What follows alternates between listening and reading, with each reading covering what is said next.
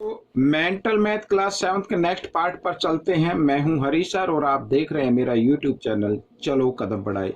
बच्चों, हम last part करने वाले हैं क्वेश्चन नंबर 26 से। आइए करना शुरू करते हैं। यहां पर आप देख रहे हैं क्वेश्चन नंबर 26 और इस पर मैंने फिगर भी बनाई हुई है। साथ ही कहा है इफ, देखो क्या कहता है क्वेश्चन, ट्रायंगल पीओटी, ठीक है, ये पीओटी रहा, कॉन्ग्रुएंट ट्रायंगल एआरएम, ये एआरएम रहा। तो हमें यहाँ पर ये जब ये दोनों कॉन्ग्रुएंट होंगे तो इसके कोरस्पॉन्डिंग हमें पार्ट बताने हैं कि वो कौन सा होगा। जैसे यहाँ पे लिखा पीओ, पीओ इक्वल होगा, देखो ये पीओ इक्वल होगा ए आर के, तो यहाँ पर आपको लिख देना ए आर, ठीक है, हो गया। अब यहाँ पर लिखा है आर एम, ये आर एम हो गया, आर एम इक्वल होगा ओ टी के, तो यहाँ पर ओ टी लिख दीजिए, ठीक है। अब यहाँ पर लिखा टी पी, ये टी पी, तो टी पी इक्वल होगा एम ए के, तो यहाँ पर एम ए लिख दीजिए, बिल्कुल ईजी है। और यहाँ पर एंगल पी, ठीक है, एंगल पी इक्वल होगा ये एंगल ए के, तो यहाँ पर एंगल ए लिख सकते हैं। एंगल एम इक्वल होगा एंगल टी के, तो यहाँ पर एंगल टी लिख दीजिए, ठीक है। एंगल आर, ये वाला एंगल आर इक्वल होगा एंगल ओ के, ठीक है। तो कोरस्पॉन्डिंग पार्ट जो होते हैं कॉन्ग्रुएंट ट्रायंगल के, वो क्या होते हैं, इक्वल होते हैं। तो इस तरीके से बहुत ही ईजी क्वेश्चन था और ये आपका सोल्व हो गया। आइए करते हैं क्वेश्चन नंबर 27। तो क्वेश्चन नंबर 27 में हम देख रहे हैं, यहाँ पर देखिए क्या कहता है क्वेश्चन नंबर 27।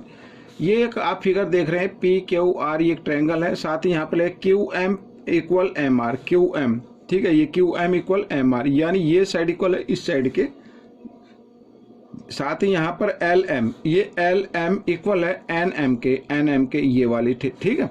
और M L perpendicular P Q, यहाँ पर ये परपेंडिकुलर है, और M N perpendicular P R के। तो यहाँ पर लिखा है एंगल क्यू 50 डिग्री है, ठीक है। तो ये 50 डिग्री है, तो आर की वैल्यू हमें बतानी है, यहाँ पर इसकी वैल्यू बतानी है। आइए देख लेते हैं, पहले ट्रायंगल देखते हैं कॉन्ग्रुएंट है क्या नहीं। तो ट्रायंगल यहाँ पर क्यू एम एल, तो इस तरीके से लिखेंगे Q M L, and triangle यहाँ पर आर एम एन।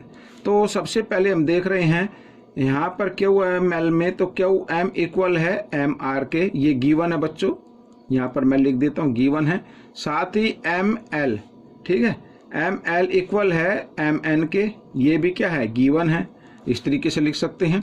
और यहाँ पर ये परपेंडिकुलर है, तो इसका मतलब है यहाँ पर 90 डिग्री का एंगल बन रहा है।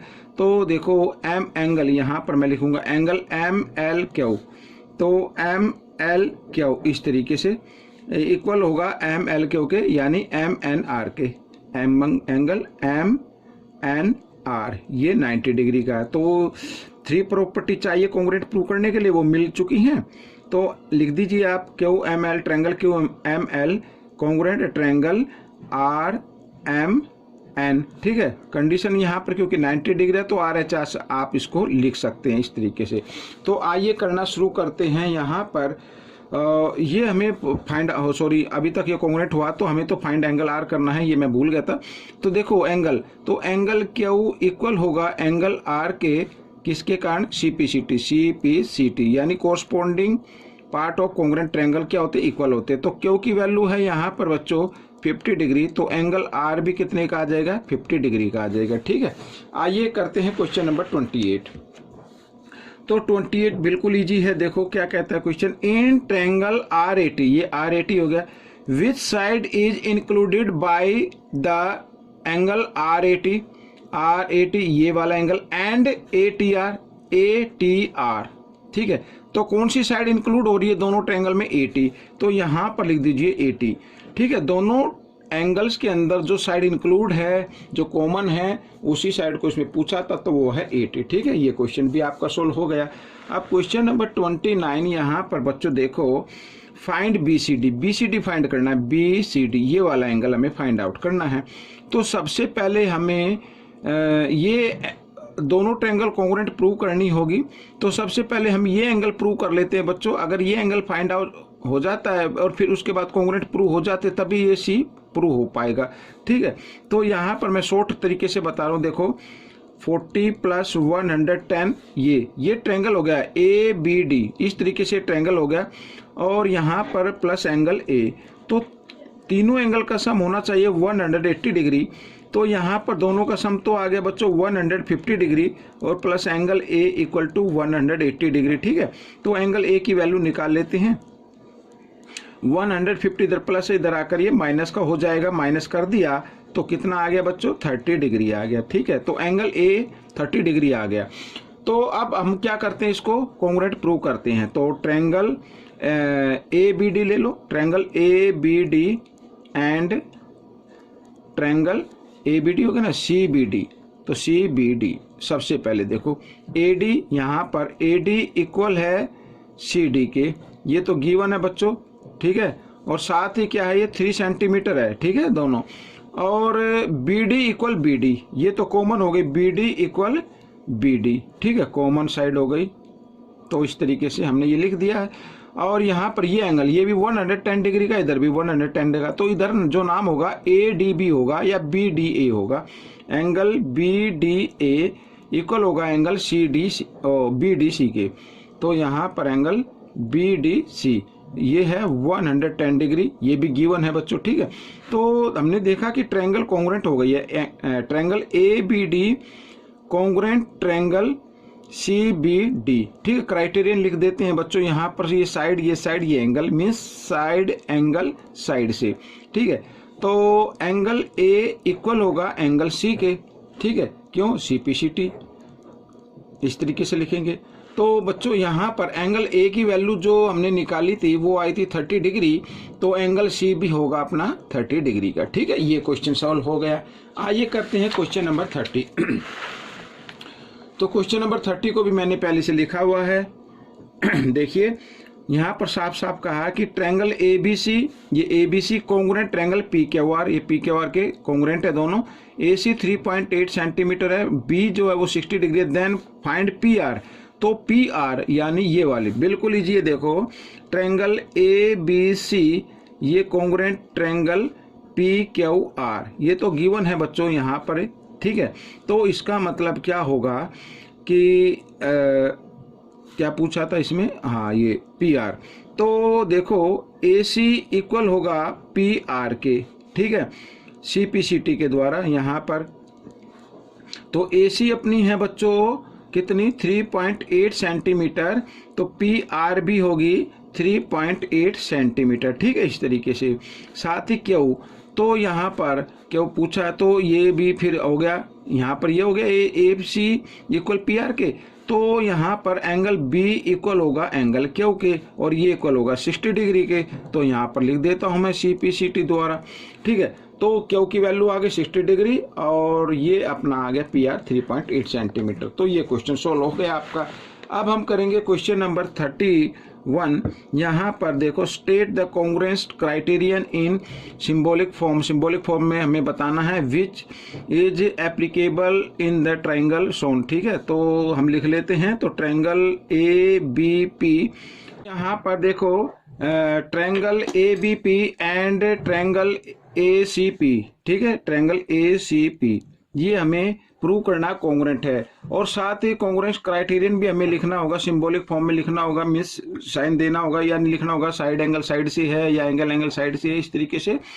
तो सबसे पहले देखो यहाँ पर ए बी इक्वल है बच्चों ए सी के, और ये इक्वल है बच्चों 3.5 सेंटीमीटर के, और ये गिवन है बच्चों, ये तो आप देख ही रहे गिवन है।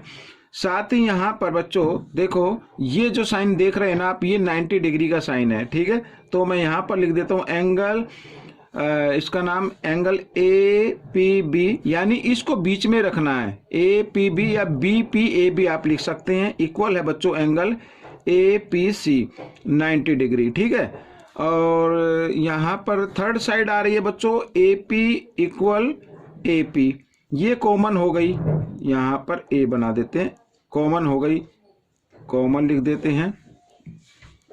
तो ट्रायंगल बच्चों A B P congruent triangle A C P. ठीक है, कंडीशन लिख देते हैं क्योंकि 90 डिग्री का एंगल इसमें आ रहा है, तो आर एच एस आप लिख दीजिए। और आर एच एस का मतलब एक 2 साइड आ रही हैं एक, ठीक है, और राइट एंगल और हाइपोटेन्यूज इस तरीके से। तो यहाँ पर बच्चों ये हमारा क्वेश्चन सॉल्व हो गया है। तो अब हम करेंगे क्वेश्चन नंबर यहाँ पर 32। ठीक है, ये वाला क्वेश्चन आप देख रहे हैं तो आइए करना शुरू करते हैं। क्या कहता है question, B D and C E are altitude, ठीक है, ठीक, ये दिया हुआ है, and A B C, sorry triangle A B C है, ठीक है, of triangle A B C का, ठीक है, B D equal C E, ये दोनों जो एल्टीट्यूड है ये दोनों क्या इक्वल हैं। तो हमें बताना है, देखो यहाँ पर is triangle B C D, ठीक है, यहाँ पर मैं लिख लेता हूँ, is triangle B C D congruent triangle C B E, क्या बी सी डी, ठीक है, और सी बी ई क्या ये कॉन्ग्रुएंट है? जी हाँ, ये कॉन्ग्रुएंट है, यस कॉन्ग्रुएंट है। अब क्यों कॉन्ग्रुएंट है मैं आपको इधर कंडीशन लिख देता हूं। देखो B C equal B C, ये तो दोनों में लग रही है, B C equal B C, ये हो गई कॉमन साइड, ठीक है, कॉमन हो गई। और साथ ही इसमें गिवन है कि बी डी, इस कौन सी ये वाली ट्रायंगल है B C D, B C D है ना, तो बी सी डी, हाँ, तो बी डी इक्वल इस बी सी डी का बी डी और इसका बी सी ई का ये, या सी बी ई का जो भी आप नाम देना चाहे, तो उसका ई सी इक्वल है, ठीक है, ये गिवन है, ये भी यहाँ पर मैं लिख देता हूँ, ये यहाँ पर गिवन दिया हुआ है। और साथ ही क्योंकि ये एल्टीट्यूड हैं तो यहाँ पर बच्चों एंगल बी ई, सॉरी पहले ये बी सी डी लेंगे, एंगल सी डी ई या B D C, angle B D C equal होगा एंगल, ठीक है, बी डी सी लिया तो सी ई बी के, एंगल सी ई बी, ये है 90 डिग्री, ठीक है। तो ये आपका हो गया है कॉन्ग्रुएंट, तो इसको भी आप RHS लिख सकते हैं, या साइड एंगल साइड लिख सकते हैं, या RHS लिख सकते हैं। अगर आपने गलती से साइड एंगल साइड भी लिख दिया तो भी कोई गलत नहीं होगा, ठीक है, यहाँ पे आ गया। तो फर्स्ट का आंसर तो ये रहा, if yes then by which congruent criterion, ये कॉन्ग्रुएंट क्राइटेरियन आपका निकल चुका है।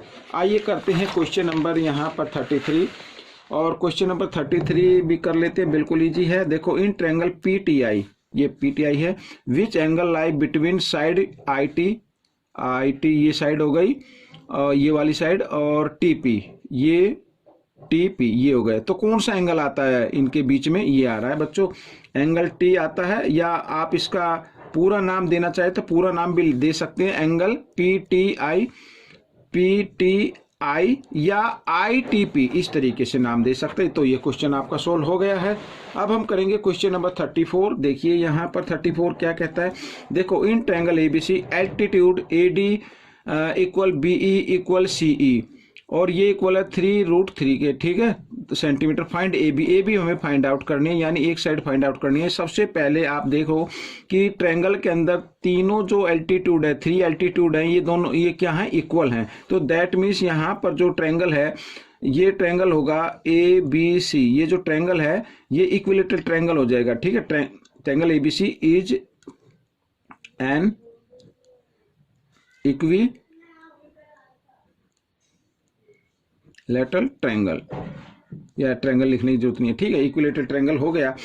तो अब यहाँ पर लेट कर लो बच्चों, लेट, ठीक है, ये तीनों साइड इक्वल हो गई, AB equal AC equal BC, और ये इक्वल हम x के मान लेते हैं बच्चों, ठीक है। तो आप कोई भी ट्रायंगल ले लो, आप लेते हैं हम ट्रायंगल ADC, ये ACX हो गई। तो क्योंकि इक्विलेटरल के ट्रायंगल के अंदर जो एल्टीट्यूड होता है वो अपोजिट साइड को बाइसेक्ट कर देता है, ये भी याद रखना है, प्रॉपर्टी आपको लर्न होनी चाहिए। तो देखो इन ट्रायंगल ADC में ये 90 डिग्री का एंगल बन रहा है इधर, ठीक है, एल्टीट्यूड है। तो क्योंकि ये इक्विलेटरल ट्रायंगल है, और इक्विलेटरल ट्रायंगल में एल्टीट्यूड जो होता है अपोजिट साइड को क्या कर देता है, बाइसेक्ट कर देता है। अगर यहाँ पर BCX है, क्योंकि तीनों साइड इक्वल हो गई, तो x सेंटीमीटर है, तो DC कितनी होगी, x/2 सेंटीमीटर होगी, ठीक है, इस तरीके से। और AD तो आपके सामने है ही। तो आइए करते हैं पाइथागोरस थ्योरम का यूज करते हुए। तो AC स्क्वायर इक्वल होना चाहिए AD square plus CD square, ठीक है। तो AC है बच्चों अपना x स्क्वायर, और इक्वल यहाँ पर 3, AD क्या है 3√3 इस तरह स्क्वायर, और प्लस x/2 स्क्वायर इस तरीके से, ठीक है। तो यहाँ पर कर लेते हैं। तो एक्स स्क्वायर आ गया बच्चों, एक्स को 2 टाइम्स मल्टीप्लाई करा, एक्स स्क्वायर आएगा, 2 को 2 टाइम्स मल्टीप्लाई करेंगे 4 आ जाएगा, क्योंकि हमें एक्स वाले टर्म को लेके आना है इधर लेफ्ट हैंड साइड में, तो इधर ये प्लस का इधर आकर ये माइनस का हो गया। यहाँ पर मैं इस तरीके से इसको लिख सकता हूँ, इसके नीचे आप 1 मान लीजिए और इसको इधर ही रहने देते हैं। 3 को 2 टाइम्स किया 9 और √3 को 2 टाइम्स करेंगे 3 आ जाएगा, तो 9 3 जा कितना होता है 27 होता है। तो इस तरीके से ये आपका हो जाएगा। 4 और 1 का हम लेते हैं एलसीएम। अब 4 को 1 से करना है डिवाइड, 4 पे जाएगा, 4 को x से मल्टीप्लाई कर देना, 4x स्क्वायर माइनस, क्योंकि डिनोमिनेटर और एलसीएम सेम है तो ये यूं कहीं लिखिए, और इक्वल यहाँ पर 27 इस तरीके से, ठीक है, जगह कम है तो देख लीजिए यहाँ पर। तो 4x में से 1x माइनस कर देंगे तो 3x स्क्वायर हो गया, इक्वल यहाँ पर 27 और इंटू 4 हो गया बच्चों।